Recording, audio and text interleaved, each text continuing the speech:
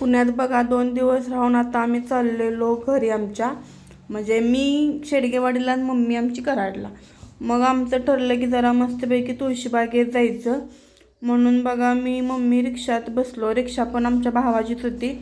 आणि तुळशीबाग म्हणता म्हणता आम्ही कॅम्पात आलो. कारण तो भाव म्हणला तुळशीबागेत जायला लई गर्दी आहे, कारण शनिवार होता.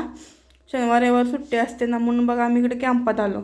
कॅम्प म्हणजे असं एक ठिकाण आहे जिथे तुम्हाला जे पाहिजे ते भेटते आणि एकदम रिजनेबल प्राईजमध्ये. जवळजवळ 100वरून जास्त इथं स्टॉल असतील बघा. जे नवीन नवीन ट्रेंडिंग जे आहे ते सगळं इथं आले. मग मम्मीनं मी पण बऱ्यापैकी जरा शॉपिंग केली आणि चप्पलं घ्यायची होती म्हणून एका दुकानात गेलो. चप्पल घेतलं, बॅग पण घेतल्या, कारण की मम्मीला रोजच्या वापरासाठी पर्स पाहिजे होती, मोबाईल वगैरे ठेवायचं म्हणून. आणि इथं बघा आमची लाडू बोट विकायला बसल्या. तिची गंमत बघा.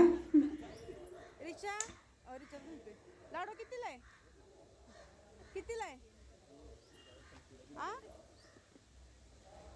कितीला ग? मग तिथं पण बूट घेतलं एक भावाला, चप्पल आम्ही घेतली आणि मग स्वारगेटला जायला निघालो. कारण जवळजवळ 2 वाजलेल्या आणि आम्हाला इकडं कराडला यायची बस पकडायची होती. मग स्वारगेटला गेलो. तिथं गेलं बघा आम्हाला बस भेटली कराडची आणि बसमध्ये बसून मग आलो. ज्या वेळेला मी पुण्यात होते तेव्हा जास्त असं पुणे एक्सप्लोअर करायला मला कधी भेटलंच नव्हतं. का तर स्टडी आणि नंतर जॉब ह्यातच आमचा वेळ जायचा. म्हणून म्हणलं आता आज गेलो आहे तर मस्तपैकी जाऊन फिरावून यावं.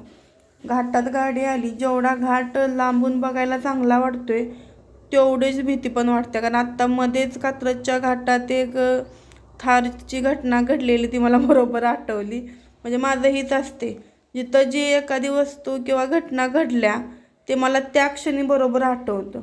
मग बघा आम्ही इथं भुईजमध्ये पोचलो आणि घरातून आम्ही काहीच खाल्लं नव्हतं. म्हणून मम्मी मी पहिल्यांदा जेवणावर तुटून पडलो. तर व्हेज थाळी मागवलेली आम्ही दोघींनी पण. मग ती बघा व्हेज थाळीचा आम्ही भुकना पाडला आणि मग घरी यायला निघालो आम्ही. मग आजच्यासाठी बस एवढंच. व्हिडिओ आवडला तर लाईक, कमेंट आणि फॉलो करायला विसरू नका. मी घरी गेल्यावर काही व्हिडिओ केलेला नाही, लई कंटाळा आलेला. Bye bye.